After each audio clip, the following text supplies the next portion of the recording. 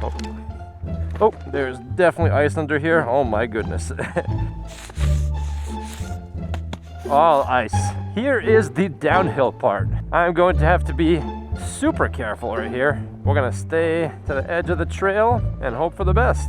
Just get all up in these bushes. Going on this trail may have been a mistake. Ladies and gentlemen, welcome back to the channel. If you are new here, welcome. Today we are on the Ecells Kingscrown dual battery, 35 amp hours, 52 volt system, full size dual motor, monstrous e-bike. This thing is pushing 60 amps into the electric motors of this bike. And we're doing a range test today, mostly throttle. This is going to be the second part to the series that I alluded to earlier when I did the e-bike range test. You guys can check out that video right over here. I would like to compare two high-powered e-bikes with similarly spec'd batteries, and I would like to see what type of range they both get. So that bike got about 18 miles, pretty much throttle only, hard riding, using both motors, and I'm curious to see what this one is going to get, because this one has an advertised additional amp hours of battery. I'll do the math on the screen for you guys. I'll show that on the screen. So that bike had an advertised 32 amp hours. This one is 35. And yes, this one has more advertised battery capacity. However, this one also has more power. So the controller of that bike has 26 amps of current going to the front and 28 in the back. And this one has 30 to both motors. And this bike is actually heavier. I think it is somewhere just over 100 pounds. Whereas that one is about 80 something pounds. So I think this is going to be a mostly even comparison. I do wish I had my mirror right over here. I don't want to mess up these nice faux leather grips though and put a hole in the side. As I'm doing these videos, I'm always trying to make my videos better. So if you guys notice, I have a tiny little GoPro camera right here. This GoPro is actually from 2017. I got a long time ago, back before I even really made any kind of meaningful videos. This camera actually swam with sea turtles in Hawaii, so it's special in that way. But I want to just give you guys a couple additional camera angles to make things more interesting. So I added the 360 camera to the side, and we've added the camera up front. So we're going to make our way to the off-road section right now, where unfortunately, it did snow last night, a decent amount, but the temperature today is about the same as it was with the last range test, and that's really all that matters. I am curious to see how these bigger, more premium tires do on the snow. These are almost 5-inch wide tires. They are massive. Front PSI is about 22, the rear is 25, and we'll see how it goes. These batteries did just come off the charger, fully freshly charged batteries. My estimate for a range test today is going to be somewhere just over 20 miles. Maybe between 20 and 25 miles. We'll see how we do, guys. I am pedaling just a tiny bit right now. I got some cars behind me. I don't want to be too much of an obstacle. And we are encountering some hills. Typically for a single motor bike, we'd be going like 20 miles an hour up that hill.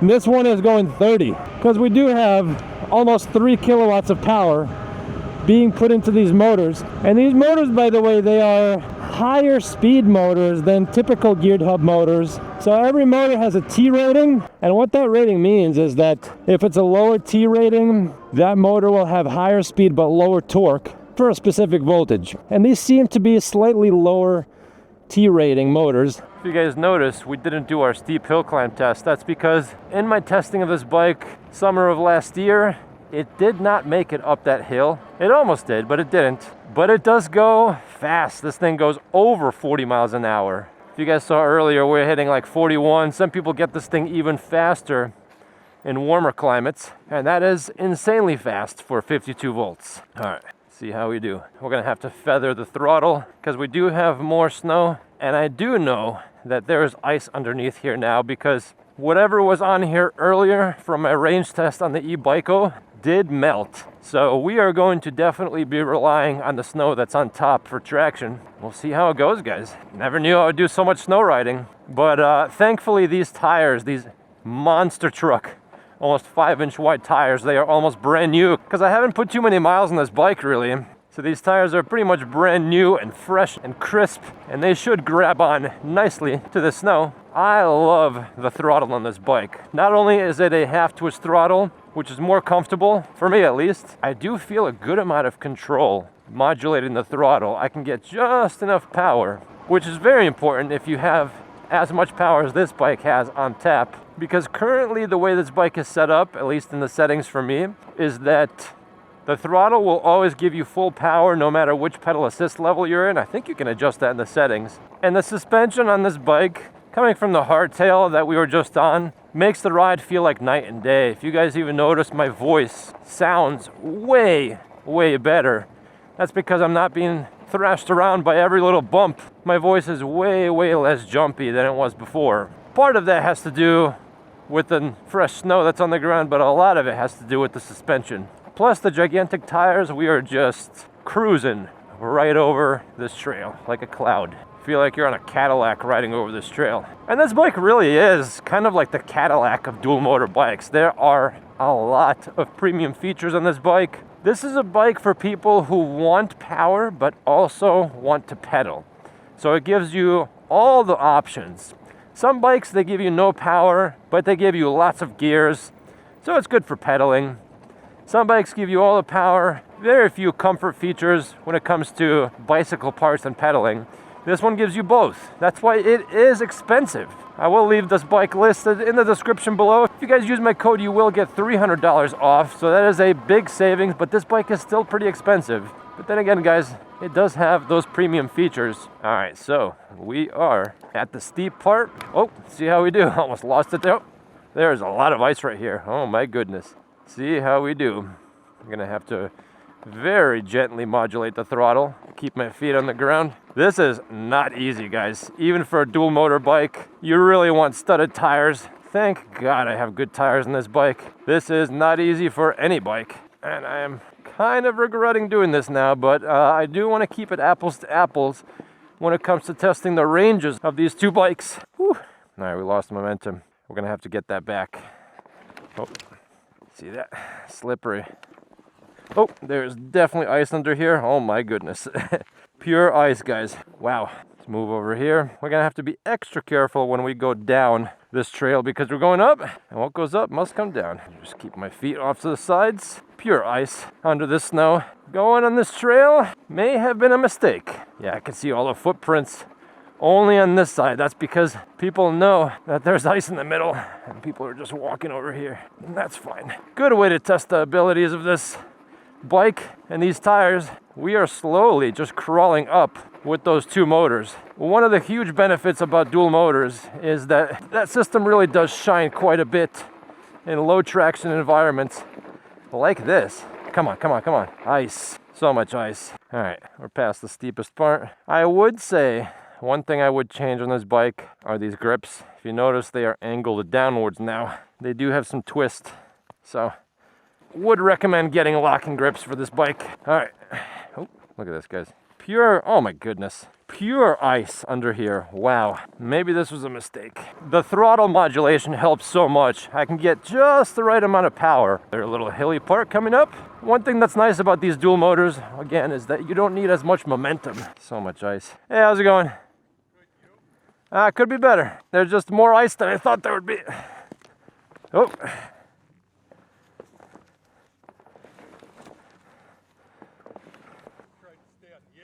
Yeah. In the middle, that's where the ice is. Yeah, I was here last week and it was not bad. Yeah, everything kind of froze over right in the middle. Hey, puppy. Hey. I have chains still, even with ice. Oh yeah, these tires are okay, but studded tires would be best. I came yesterday and there was no snow, and I knew today was going to be bad because there was plenty of this. You know, this is all this hype. It's all pure ice. Yeah, yeah. You know, and you're on a bike, so you got to use the. Yeah, I'll just keep my feet down. Hey, take care. All right.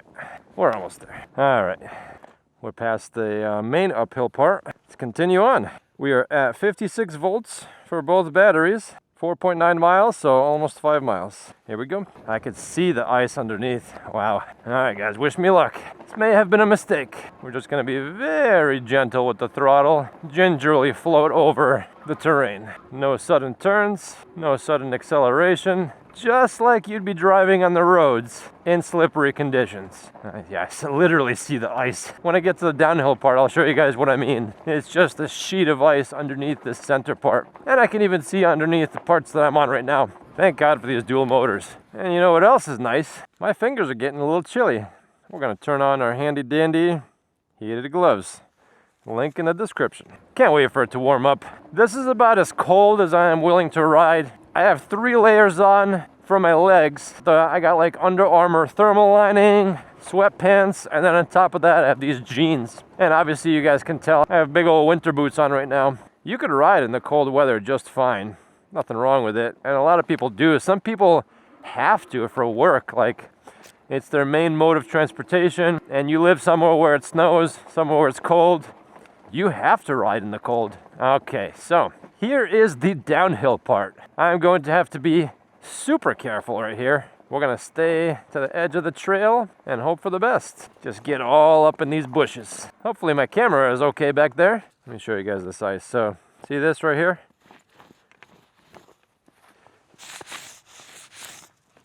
All ice. And a lot of this trail is like that. Straight down the middle. What are you gonna do? Come on, baby. Okay, we're almost done, guys. This is stupid. But this is what I get for living in New England and being an e-bike YouTuber. Thankfully, we are almost done with this section. All right, I see the end. Just gotta be careful going down this one last downhill part, and we're Gucci. All right. Whew, that was tough. Don't want to do that again. So if you saw, I walked by a couple people, made friendly conversation, and nobody thought this thing was like a motorcycle or anything like that. Pretty sure most people see this as a bicycle. And that's something that's nice about a bike like this, is that it still looks like a bicycle, and you can go slow on it. It's nice and quiet. Go on the trail, go on a walking path. But then when you need to, you can open her up like we're about to do and go 40 plus miles an hour. The roads are still a little bit wet, so I gotta be kind of careful. We can't go too crazy fast, at least around the turns. But this bike, top speed wise, is definitely faster than the e-Biko bike. I'd say by a good 2 to 3 miles an hour faster because of those high speed motors and because these are higher quality Samsung cells, so they're going to perform better. They're going to do a better job at feeding the system. The longer I do this, guys, the more I realize just how important good batteries are and getting a lot of power. You can have a controller that demands a certain amount of power, but if you cannot feed that system, you're not really gonna get what you want. And that's one of the reasons why this bike is so expensive. Good batteries cost a lot more than cheap batteries, a lot more. And they're also gonna last a lot longer too, especially because we have a lot of capacity right now split between 2 batteries that aren't really being stressed out. Even in the cold weather, we're still almost touching 40 miles an hour, and this thing goes over 40 in the warm weather. Just gotta be careful around turns, and that's it. All right, voltage is at 49 volts under load. Man, I am getting cold right now. Going this fast, even when it's like 40 degrees out, it is chilly. You need all the warm gear. Doing this for you guys though. Let's take a quick break and see where we are at the range. 8.78 miles. Right now the voltage is at 53.7 volts. It looks like the batteries are like 60% based on the battery bars, but none of that really matters because we're just gonna keep using this bike until it stops moving. And then after that, of course, we'll let the batteries rest and see where the voltage is. And just a reminder, this entire test is essentially going to be all throttle. So I think you guys are really going to be interested in the third part of this series where I compare 2 similarly spec'd bikes in terms of motors and batteries. And by similarly spec'd, I mean what they advertise to be spec'd as. And then later, we're going to talk about the batteries in both of these. And of course you guys get to see the difference in performance of range. I think it's more or less apples to apples because, like I said, that bike has an advertised 32 amp hours, this one advertised 35, but this bike is heavier and it is slightly higher power than the other one. So it'll be a good comparison. So I just had a huge bump back there, and it felt like almost nothing for this bike. If I were on the hardtail bike, oh my goodness. That would be a disaster. And we're gonna go up this hill and visit my buddy, the Judgmental Snowman. Throttle, come on baby. Taking all I can out of these batteries. Taking almost 3 kilowatts. We meet again. Yeah, that's what I thought. Nothing to say, huh? These tires are so knobby. I can feel them vibrating the bike at slower speeds. They are monster truck tires. Brakes work amazing on this bike. Very, very good brakes, especially because that front fork compresses and it sends more work to the front brake to stop the bike. The back brake didn't lock up, thankfully, but if it did, that front brake would be doing way more working. And this bike, for such a heavy bike, it stops very well. Ecells definitely builds their bikes way better than some other bikes. Comparing the cheaper e-Biko bike to this bike, it's kind of like comparing, if you guys are familiar with like, I don't know, those like older Dodge Neon SRTs that people tune up and they go pretty quick. Comparing that to like, I don't know, a BMW M3. In a straight line, they might be very similar in speed, and obviously the M3 costs way more, but if you drive both, take a test drive of one and then get into the other one, drive that one, you will very quickly realize why one costs way more than the other. The BMW is just built on a whole other level in terms of quality, cornering performance, braking performance, quality of the parts versus the tuned up Dodge Neon. All right, give you guys a quick update. 12.53 miles. Battery voltage currently is showing me 52.3 volts, and the battery bars have not changed. So we're gonna keep flying around till this bike gives me nothing. And if you're watching this video live, leave a comment below as to how many miles you think we're gonna get out of this range test on this ecellskingscrown. Going up this big old hill, take everything I can from these batteries. It's almost like a torture test. Although the one good thing about the cold weather is that it does keep all of the parts cool on this bike. All the electrical components in this bike are cool as a cucumber. If you guys are ever modding your e-bikes, trying to hot rod them, and you do live in a cold climate like this, you do have that advantage. And guys, keep in mind that the ranges of these two bikes that we're comparing in warmer climates, it's probably going to be maybe like 15% more, maybe even up to 20% more. Cold weather and batteries do not mix all that well when it comes to getting performance and range out of your batteries. It is what it is. The one big disadvantage about batteries and e-bikes versus combustion engines. So these final numbers that we're going to get today might end up being about 15 to 20% higher for you guys that live in warmer climates. Something that I did think about after I did my range test with the e-Biko video is that I probably would have gotten a little bit more range if I switched it to single motor before the battery shut off.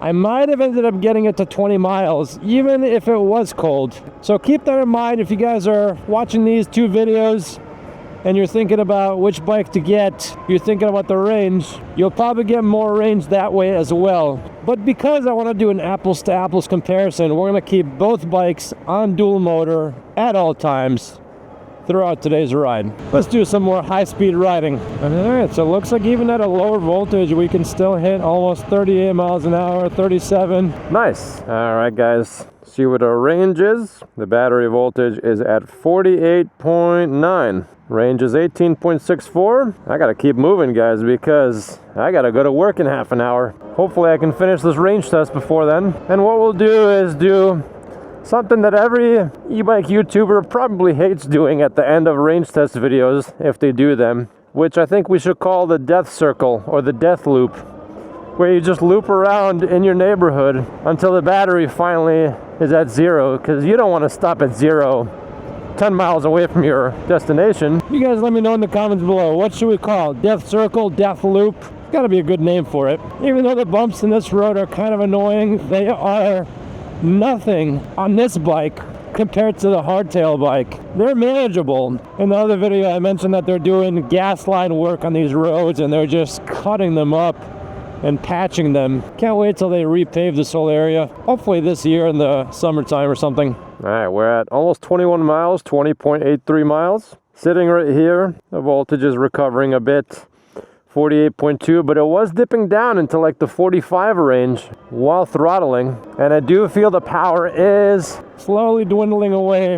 I'm gonna start pedaling just a tiny bit, only when accelerating and going up hills, just like I did in the last test. All right, battery has just turned red. Ooh, I am not getting any power. Wow, look at that. I turned the throttle. Seems like we're in some kind of limp mode. Let's keep going. Range is range. Yeah, this bike is definitely in some type of a limp mode now where we're only getting like 500 watts or something, but we're still moving, so this still counts as range of the bike. We're gonna keep on going. Very, very little power though. Yeah, it looks like we're maxing out at 500 watts, 18 miles an hour. This is as fast as the slowest e-bikes out there. I guess we'll just keep doing this until I run out of time or this bike dies. Battery 2 is showing me pretty much 0 battery bar. Battery 1 is showing me a little bit. Oof. Barely getting power. That's kind of cool that this bike goes into a limp mode, so at least you can make it home, or hopefully make it home. If you overestimate the range of this bike,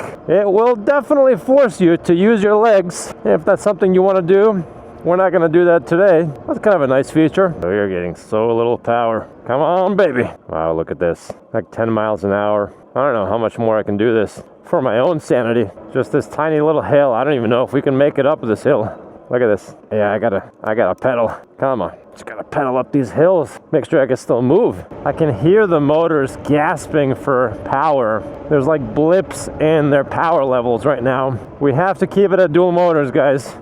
We gotta do apples to apples. I kind of wish it didn't go into limp mode because the other bike didn't either. I think if that bike did have a limp mode, we would have gotten a little bit more range. The voltage hasn't really changed that much from when it started doing this limp mode. We're still hanging out at about like 46 volts. I don't know how long I'm gonna do this for. Let's try and go up this hill and kill the battery. All right, maybe that's a bad idea. We're barely moving. We're at 45 volts going up this hill. I'm struggling to stay upright. Distance is 24.13 miles. I guess we'll keep going until 25, I don't know. All right, the batteries are officially under 45 volts.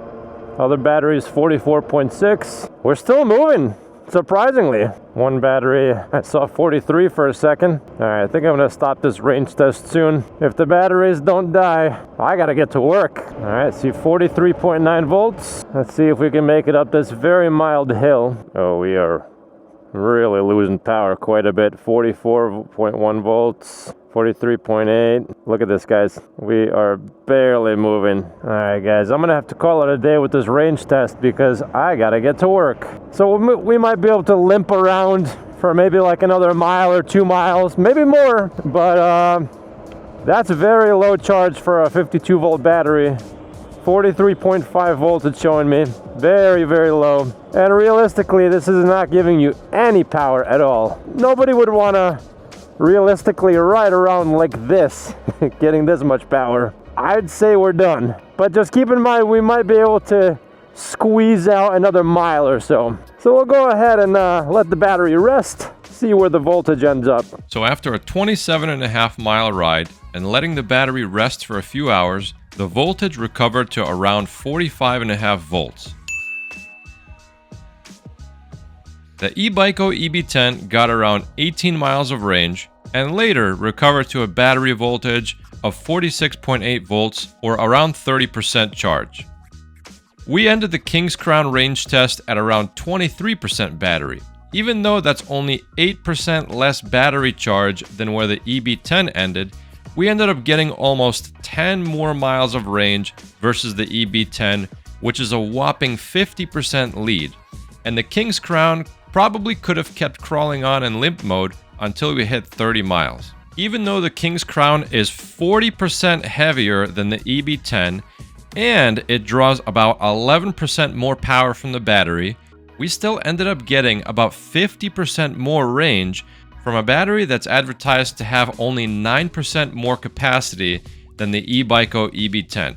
Even if we did try to end the range test at similar voltages, the Ecells would have still come out on top for range efficiency.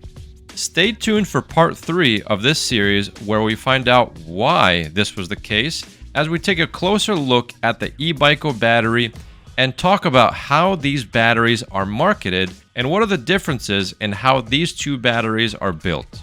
That's it for today, folks. Until next time.